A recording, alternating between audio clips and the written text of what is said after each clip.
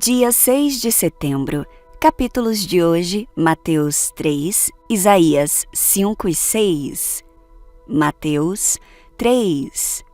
Naqueles dias, apareceu João Batista pregando no deserto da Judeia. Ele dizia: Arrependam-se, porque está próximo o reino dos céus. Pois é a João que se refere o que foi dito por meio do profeta Isaías. Voz do que clama no deserto, preparem o caminho do Senhor, endireitem as suas veredas.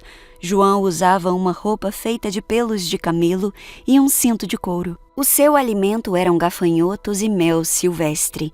Então os moradores de Jerusalém, de toda a Judéia e de toda a região em volta do Jordão, iam até onde ele estava e, confessando os seus pecados, eram batizados por ele no rio Jordão. Quando João viu que muitos fariseus e saduceus vinham ao seu batismo, disse-lhes: Raça de víboras! Quem deu a entender que vocês podem fugir da ira que está por vir? Produzam fruto digno de arrependimento.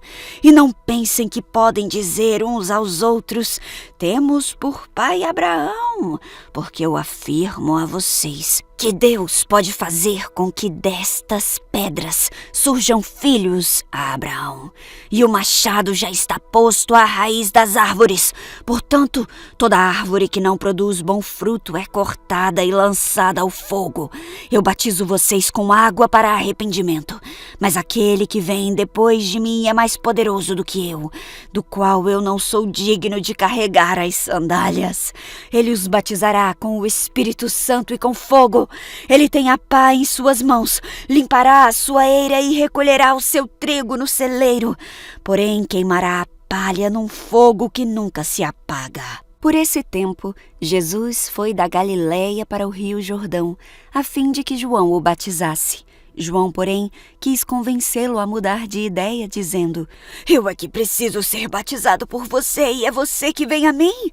Mas Jesus respondeu: Deixe por enquanto, porque assim nos convém cumprir toda a justiça. Então ele concordou. Depois de batizado, Jesus logo saiu da água, e eis que os céus se abriram, e ele viu o Espírito de Deus descendo como pomba, vindo sobre ele. E eis que uma voz dos céus dizia: Este é o meu Filho amado, em quem eu me agrado.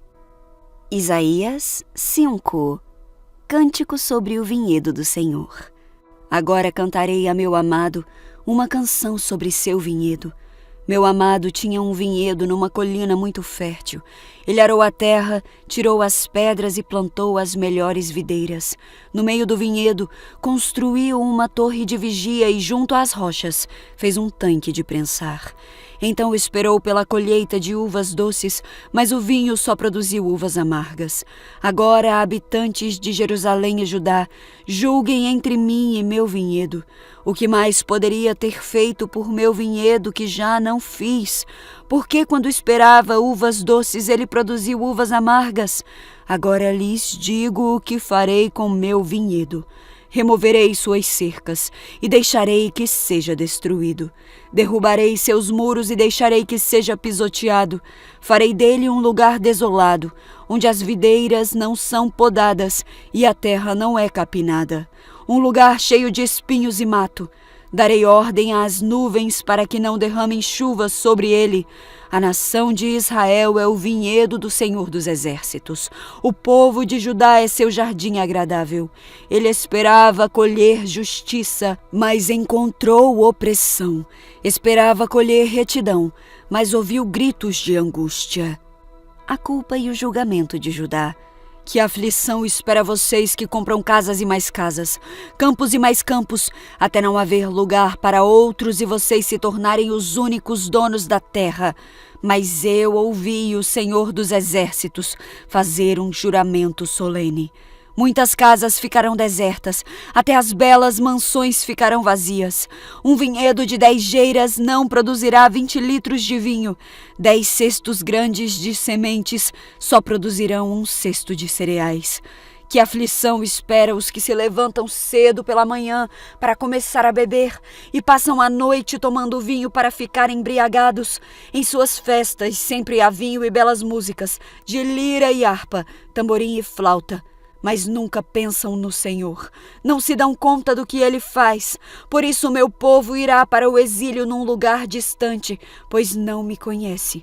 Os nobres morrerão de fome e a multidão morrerá de sede. A sepultura saliva de ansiedade com a boca bem aberta. Os mais importantes e os mais simples e toda a multidão embriagada serão devorados. A humanidade será abatida e o povo será rebaixado. Até os arrogantes baixarão o olhar em humilhação. O Senhor dos Exércitos, porém, será exaltado em sua justiça. A santidade de Deus será demonstrada em sua retidão. Naquele dia, os cordeiros encontrarão bons pastos, as ovelhas gordas e os cabritos comerão entre as ruínas.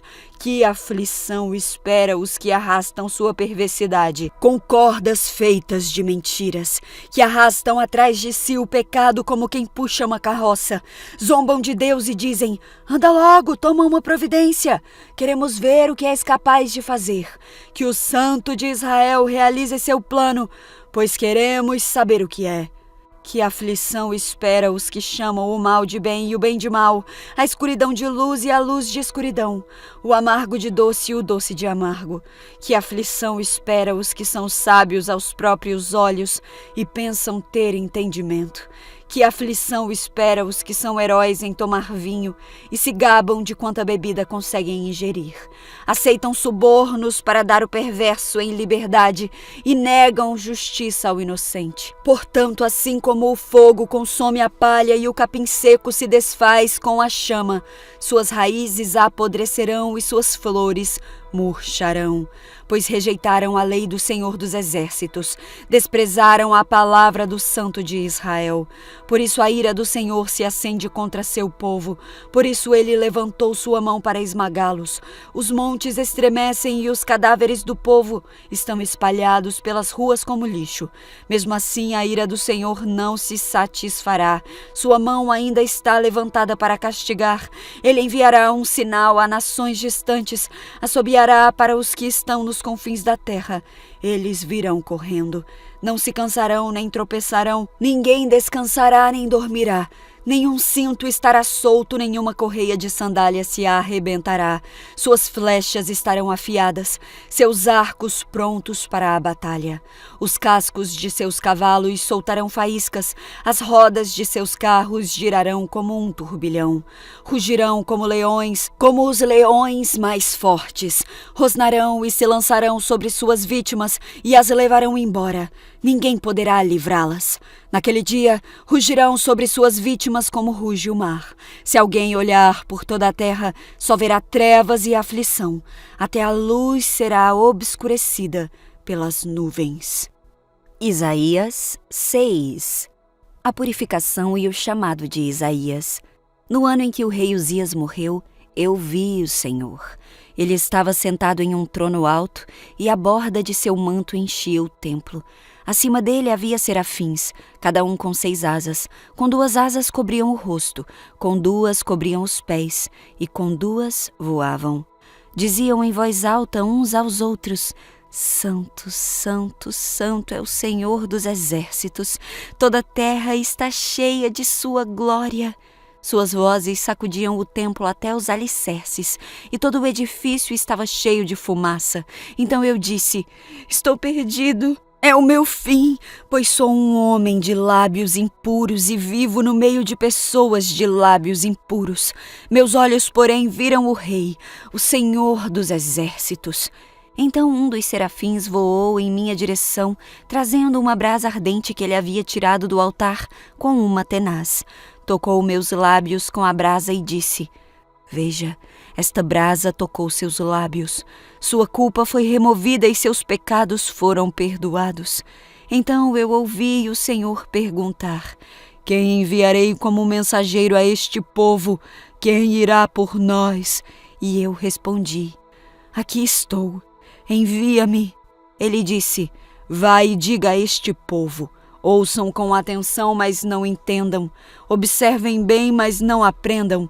endureça o coração deste povo, tape os ouvidos e feche os olhos deles.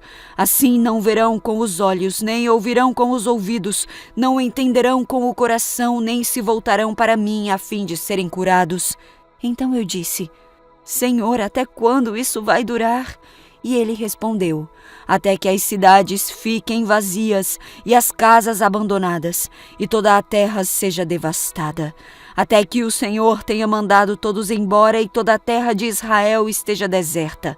Se ainda sobreviver uma 10ª parte, um remanescente, ela será invadida outra vez e queimada. Mas assim como o terebinto e o carvalho deixam um toco quando cortados, o toco de Israel será uma semente santa.